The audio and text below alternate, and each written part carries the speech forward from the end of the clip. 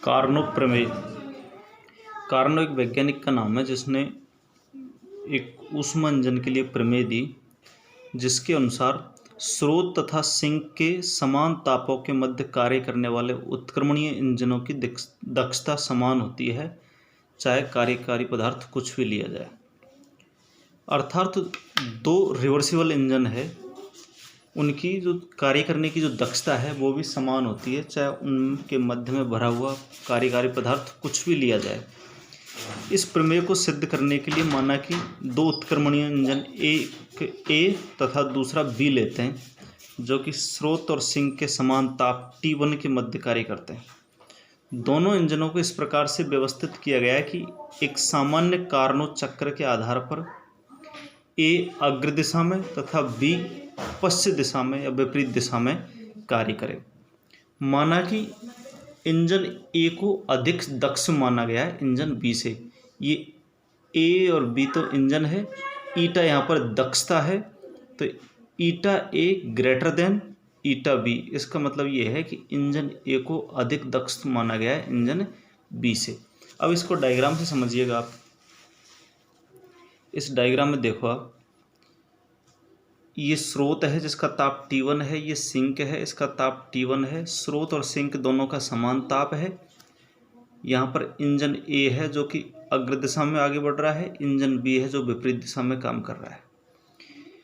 माना कि इंजन ए स्रोत से Q2 ऊष्मा अवशोषित करता है और Q2 ऊष्मा अवशोषित करके W कार्य करता है तथा बची हुई ऊष्मा Q2 - W सिंक को विसर्जित कर देता है, सिंक को दे देता है। इसी प्रकार इंजन बी जो कि विपरीत दिशा में कार्य करता है, रेफ्रिजरेटर के समान कार्य करता है। सिंक से Q2 - W' ऊष्मा ग्रहण करता है, उस पर -W' कार्य होता है और बची हुई ऊष्मा Q2 स्रोत को दे देता है। अब यहाँ पर देखा जाए तो चूंकि इंजन ए को ज़्यादा दक्ष माना गया इंजन बी से, इसका अर्थ यह है कि इंजन ए ज़्यादा कार्य करता है इंजन बी से। अब आप इधर देखिएगा, चूंकि इंजन ए अधिक दक्ष माना गया है, अतः W ग्रेटर देन W', मतलब इंजन ए ज़्यादा काम करेगा इंजन बी से। अर्थात इंजन बी अवशोषित ऊष्मा के कम भाग को कार्य में परिवर्तित करेगा। इसका मतलब यह है कि बी जो है ज़्यादा ऊष्मा अवशोषित करेगा और काम कम करेगा। तो यहाँ पर इक्वेशन आ गई Q2 - W' greater than Q2 - W। ये तो है इंजन बी के द्वारा अवशोषित की गई ऊष्मा, ये इंजन ए के द्वारा अवशोषित की गई ऊष्मा। इंजन बी ज़्यादा ऊष्मा अवशोषित कर रहा है, इंजन ए कम ऊष्मा अवशोषित कर रहा है। इसका अर्थ यह है कि इंजन ए जितनी ऊष्मा सिंक में विसर्जित करता है, उससे अधिक ऊष्मा इंजन बी सिंक से अवशोषित कर लेता है।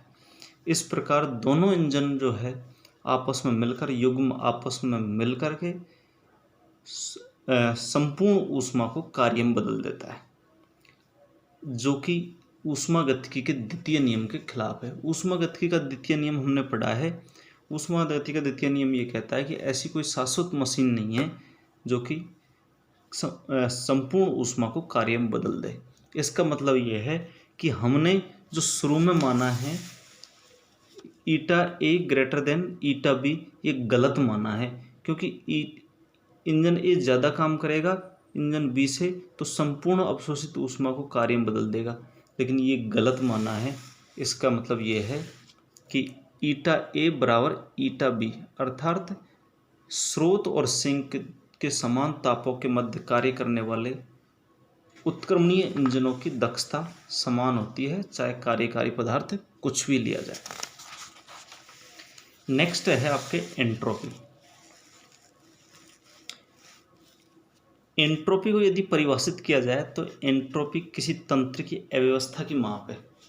अव्यवस्था की माप को एंट्रोपी कहते हैं, और गणितीय रूप से इसको परिभाषित किया जाए तो किसी तंत्र के द्वारा उत्क्रमणीय प्रकार से अवशोषित की गई ऊष्मा तथा वह परमताप जिस पर ऊष्मा अवशोषित की गई है, दोनों का अनुपात एंट्रोपी कहलाता है।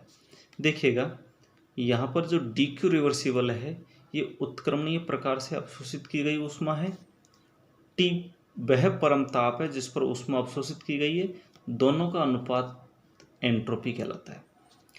तो हम दोबारा परिभाषित कर सकते हैं कि उत्क्रमणीय प्रकार से अवशोषित की गई ऊष्मा तथा वह ताप जिस पर ऊष्मा अवशोषित की गई है, दोनों का अनुपात एंट्रोपी परिवर्तन कहलाता है। माना कि कोई इंजन है, कोई तंत्र है जो टी ताप पर क्यू रिवर्सिबल ऊष्मा अवशोषित करके ए अवस्था से बी अवस्था में चला जाता है। माना कि कोई भी तंत्र ऊष्मा अवशोषित करके ए अवस्था से बी अवस्था में चला जाता है, तो उसमें होने वाला एंट्रोपी परिवर्तन निम्न प्रकार होगा। डेल एस ये एंट्रोपी परिवर्तन के लिए आता है। ए प्रारंभिक अवस्था थी, बी अंतिम अवस्था है, तो अंतिम अवस्था माइनस प्रारंभिक अवस्था, और इसको चेंज किया क्यू रिवर्सिबल बटे टी और प्रारंभिक अवस्था से अंतिम अवस्था तक। ऊर्जा के समान एंट्रोपी भी एक अवस्था फलन है, अर्थात इसकी जो वैल्यू है प्रारंभिक और अंतिम अवस्था पर निर्भर करती है, उस पथ पर नहीं जिस पथ से तंत्र प्रारंभिक अवस्था से अंतिम अवस्था तक पहुंचा है, और इसे भी ऊष्मागतिकी स्थिरांक पी बी टी ताप दाब आयतन के रूप में व्यक्त किया जा सकता है। एंट्रोपी का जो मान है वो तंत्र में उपस्थित पदार्थ की मात्रा पर निर्भर करता है, अर्थात जितनी ज़्यादा मात्रा होगी एंट्रोपी का मान उतना ही ज़्यादा होगा, उतनी ज़्यादा अव्यवस्था होगी। अतः एंट्रोपी एक मात्रात्मक गुण है, एक्सटेंसिव प्रॉपर्टी है। इसकी जो इकाई है कैलोरी प्रति डिग्री या जूल प्रति केल्विन होता है। नेक्स्ट है आपके अवस्था फलन के रूप में एंट्रोपी, अर्थात एक अवस्था से दूसरी अवस्था में परिवर्तन होता है तो एंट्रोपी कैसे चेंजेस होती है। तो देखिएगा अभी अभी हमने एक इक्वेशन देखी, डेल क्यू रिवर्सिबल बटे टी ये डी एस, ये एंट्रोपी परिवर्तन की समीकरण है। चूँकि एंट्रोपी एक अवस्था गुण है, अतः इसका संबंध तंत्र के अन्य गुणों के साथ होना चाहिए, ताप दाब आयतन आदि के साथ होना चाहिए।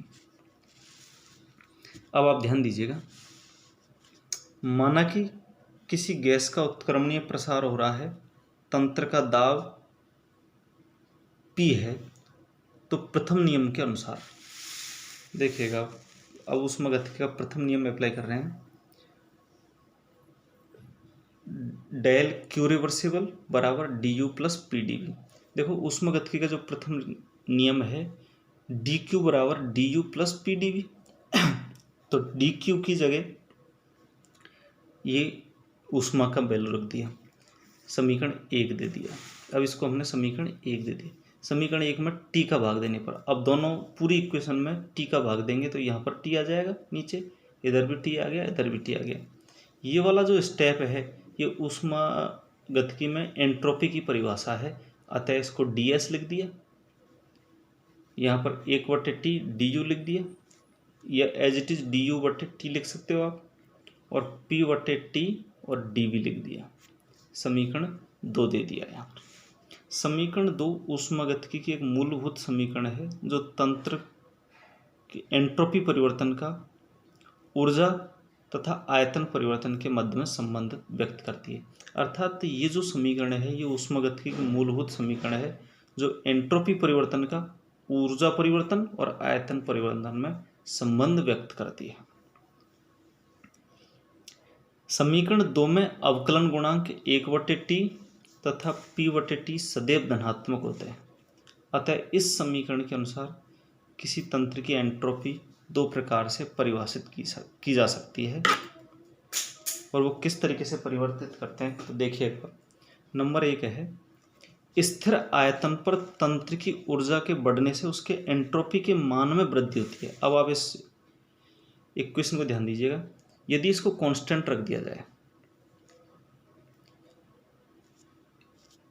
स्थिर आयतन पर तंत्र की ऊर्जा के बढ़ने से एंट्रोपी का मान बढ़ता है। यदि इस आयतन को कांस्टेंट रख दिया जाए और ऊर्जा का मान बढ़ा दिया जाए तो भी एंट्रोपी बढ़ जाएगी। इसी प्रकार ऊर्जा को निश्चित रख दिया जाए, कांस्टेंट रख दिया जाए और आयतन को बढ़ा दिया जाए तब भी एंट्रोपी का मान बढ़ जाता है। Thank you.